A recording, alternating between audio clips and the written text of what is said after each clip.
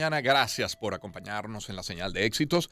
Estamos llegando desde 99.9 en la ciudad de Caracas hasta nuestras emisoras en Maracay, Puerto Ordaz, Barquisimeto, El Vigía, Mérida, Táchira, Margarita, Maracaibo, Maturín, Puerto La Cruz, que será nuestro destino el próximo día jueves para transmitir el viernes. Es decir, el viernes estaremos allí transmitiendo todo nuestro programa desde las 6 de la mañana y por supuesto a partir de las 8 nuestro improvisando con un gran invitado, me refiero al maestro Gualberto Ibarreto, en compañía siempre del maestro Miguel Delgado Esteves. Buena música garantizada esa última hora del programa. Son las 7:14 minutos de la mañana. Sabe que también llegamos a través del canal 990 de Simple TV a todo el país y al país y al planeta a través de mundour.com y de nuestras aplicaciones en video. Mire, en su cuenta en Twitter, el doctor Francisco Monaldi, un venezolano que es toda una autoridad en el mundo energético, publicó un cuadro que a mí me parece revelador y quisiera compartir con ustedes. Compara ese cuadro los primeros 4 meses de este año 2023 con los primeros 4 meses, enero, febrero, marzo, abril, de 2013, hace 10 años, en términos de producción petrolera venezolana. Compara 4 meses con 4 meses a diferencia de 10 años. Me dediqué yo a sacar promedios y porcentajes. Bueno, el promedio mensual de producción en esos meses, en el año 2013, fue de 2.325.000 barriles por día. El promedio mensual de estos 4 meses del año 2023 es de 700.000 barriles por día. Hablamos de una producción que representa hoy 29,75% de lo que tenía Venezuela entonces. Estamos hablando de 30%. Volveremos sobre ese cuadro, pero ¿qué conclusión me deja esto? Bueno, que tenemos mucho trabajo por hacer, muchísimo trabajo por hacer y no tenemos la vida. Y ese va a ser mi primer planteamiento, repito, para Francisco Monaldi, economista, PhD en Economía Política, profesor titular del Instituto de Estudios Superiores de Administración IESA, director del Programa Latinoamericano de Energía. Doctor Monaldi, un gusto saludarle. ¿Cómo está? Encantado, Román.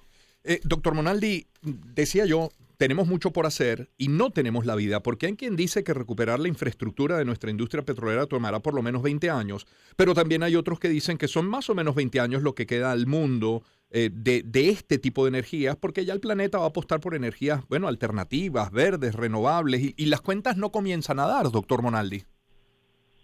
Sí, ciertamente tenemos una ventana de oportunidad que se va cerrando, ¿no? No sabemos qué tan rápido va a caer la demanda petrolera mundial. Hay escenarios muy diferentes, incluso hay algunos escenarios en que se estabiliza por algún tiempo, pero lo que no hay ninguna duda es que ya se acabó la era en que crecía la demanda petrolera como en el pasado y en que era relativamente fácil para un país que tiene los recursos como Venezuela, incrementar su producción. De manera que si no aprovechamos esta ventana que queda, si no empezamos a invertir cantidades significativas en nuestra industria petrolera y recuperar la producción a niveles que se puede recuperar en 7 años, en 8 años podríamos volver a llegar incluso por encima de las cifras que mencionaba, podríamos llegar a los 3 millones que producíamos al principio de este siglo, ¿no?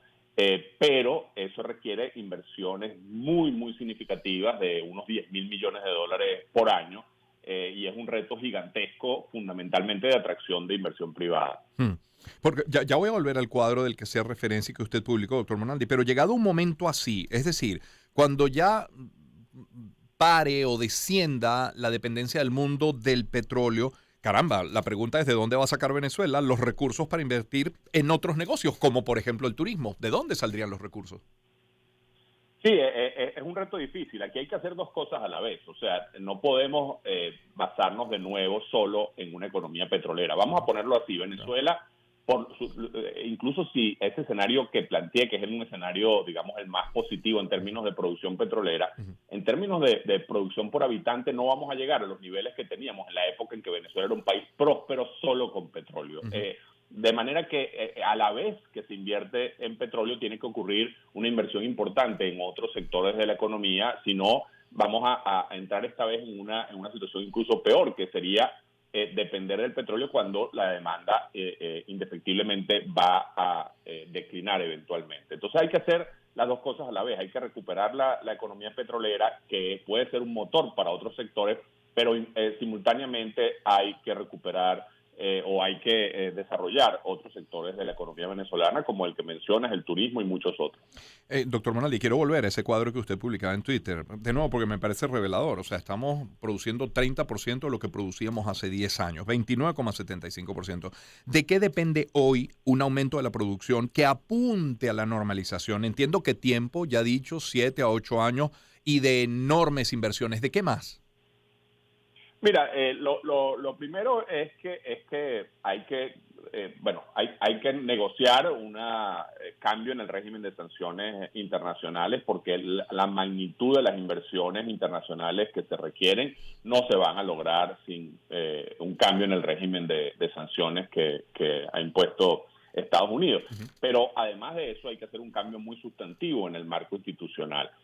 Ya incluso en el propio gobierno hubo un informe que salió hace unos 2 años cuando empezó el ministro El Aizami que Ujú. decía que había que atraer grandes inversiones y para eso había que cambiar la forma de los contratos, etcétera. Yo creo que va más allá de simplemente un cambio de los contratos, se requiere una institucionalidad que dé gran credibilidad a la inversión internacional, se requiere una reestructuración muy significativa de la empresa estatal PDVSA Sí. y una apertura muy agresiva al capital privado.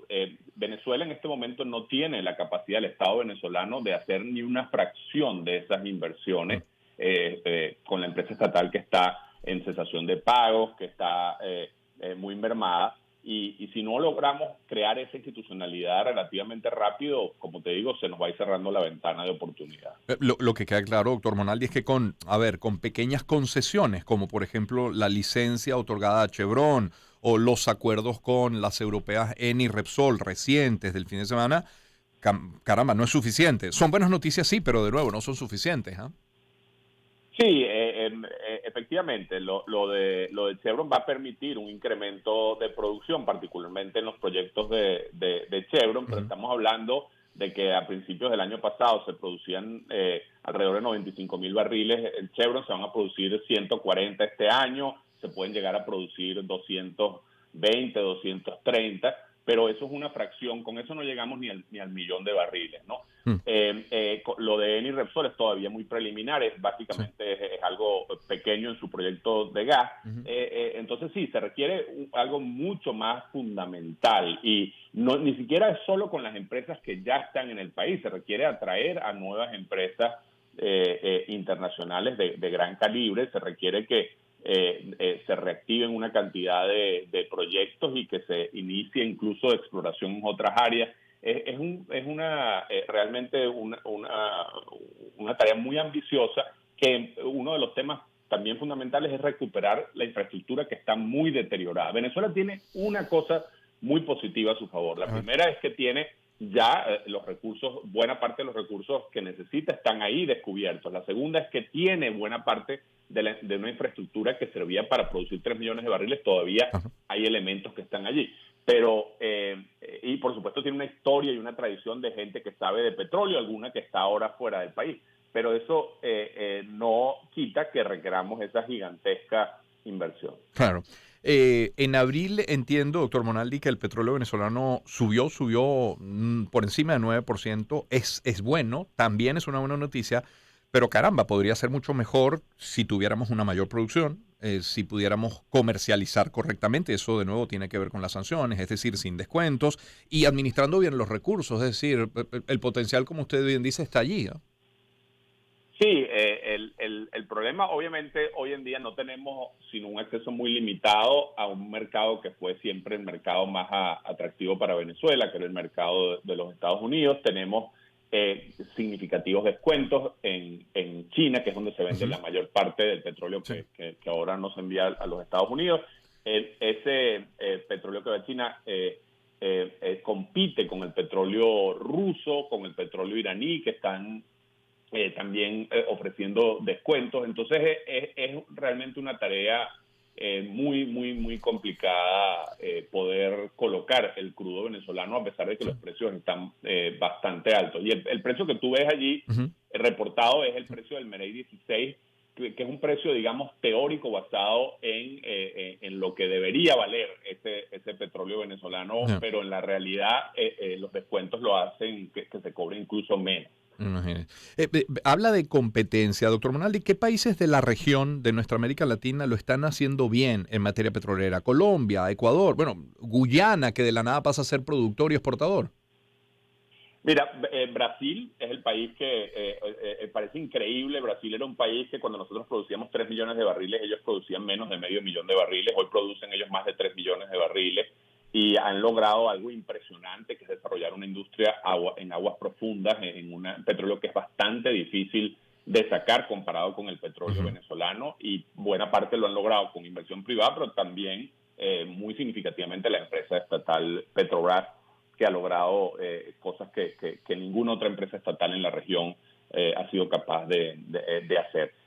Y como tú decías, si tú ves de aquí al año 2030, donde se prevé que se agreguen más de 1 millón de barriles, o incluso puede llegar a ser 2 millones de barriles, es en Brasil. Y después el otro gran éxito y muy duro para nosotros, que Sí. sea nuestro vecino, que no producía una gota de petróleo hace apenas 2 años. Hoy produce casi 400.000 y va a superar el millón de barriles antes del fin de esta década, y se va a transformar en el productor de petróleo por habitante más grande del mundo, más que Kuwait y que los Emiratos Árabes, porque es un país con una población muy pequeña. O sea Claro. que Guyana se va a transformar en un país riquísimo, Sí.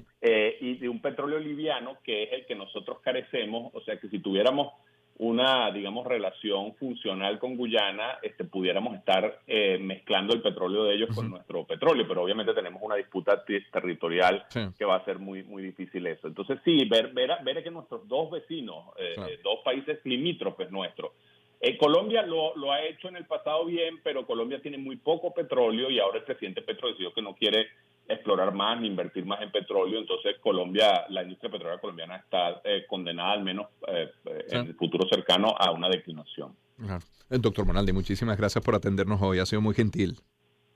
Un placer. Un gusto siempre. Es Francisco Monaldi, economista, PhD en Economía Política, profesor titular del Instituto de Estudios Superiores de Administración del IESA, director del Programa Latinoamericano de Energía. Por cierto, ayer estaba leyendo una cifra. Producción en 2019 en Guyana era cero o prácticamente cero. Bueno, para 2023 este año ya es 400.000 barriles por día. Y Guyana espera producir para el año 2025, es decir, dentro de 2 años, 700.000 barriles por día. Es decir, igualando lo que hoy es la producción de Venezuela en este corto tiempo. Son las 7:27 de la mañana. Permítame, antes de escuchar algo de música, compartir algunos mensajes publicitarios y hablarles de Fospuca. Siempre que sales a la calle, ves a los trabajadores de Fospuca con sus equipos cuidando la ciudad.